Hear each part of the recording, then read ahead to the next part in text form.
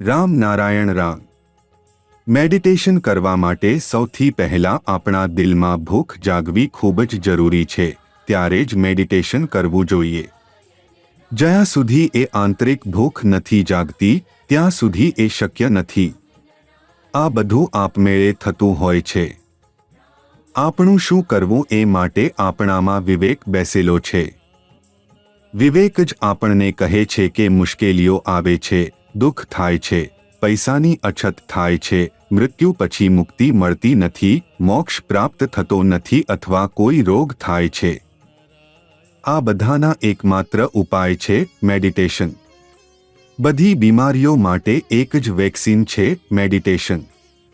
એ કરવા માટે જંગલમાં જવું પડશે નહીં, પહાડોમાં કે ગુફામાં જવું નહીં પડે, ઘર છોડવું નહીં પડે, માતા પિતા છોડવા નહીં પડે। બસ સૂતા પહેલા શાંતિથી એકાંતમાં બેસીને મેડિટેશન કરવું અને મેડિટેશન કરતા કરતા સૂઈ જવાનું। હમણાં કુંભ મેળામાં જે 10 કરોડ સાધુઓ આવ્યા, એ શા માટે આવ્યા? શું એમની પાસે કોઈ ફરજ ન હતી? પોતાની ફરજ છોડીને એ લોકો ધર્મનું જ્ઞાન આપે છે। પણ અમે બધાને પૂછીએ છીએ કે શું અલગથી પણ કોઈ ધર્મ છે? દરેક માણસ કોઈ ધર્મ લઈને જ જન્મે છે। તો પછી પૃથ્વી પર આટલા બધા જુદા જુદા ધર્મો ક્યાંથી આવ્યા? અમે બધા પંચતત્વથી બનેલા છીએ, પંચતત્વને જ ખાઈએ અને પીએ છીએ।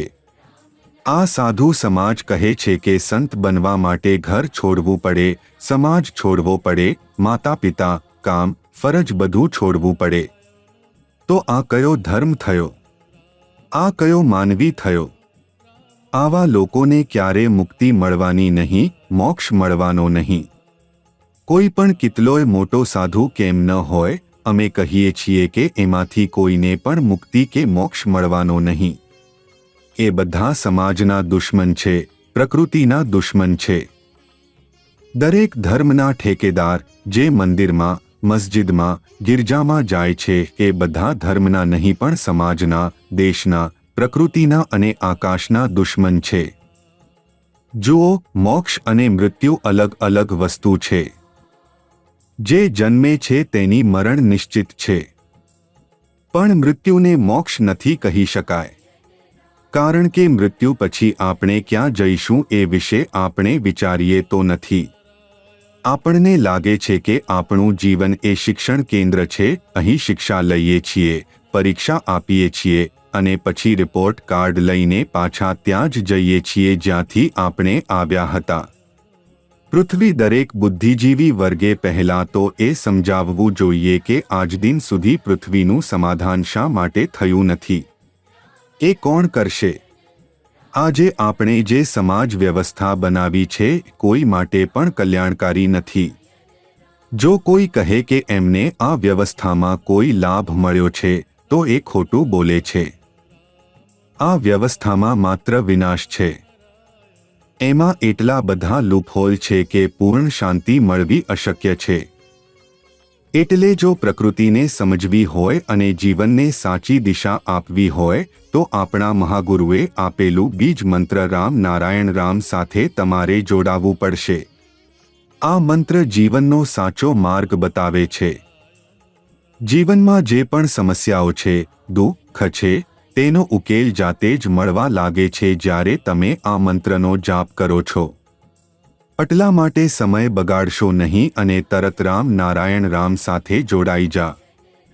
પૃથ્વી બને ત્યારથી આજ સુધી પૃથ્વીનું સમાધાન થયું નથી। જે લોકો ખરાબ કામ કરે છે તેમને સાચો માર્ગ બતાવવો એ આપણો ધર્મ છે। આજે ધર્મ અને રાજકારણના નામે લોકોને ભટકાવવામાં આવે છે।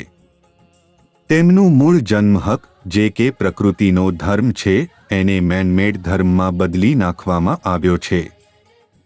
તમે જો પ્રકૃતિના ધર્મને માનશો તો તમે પ્રકૃતિનો આભાર માનશો।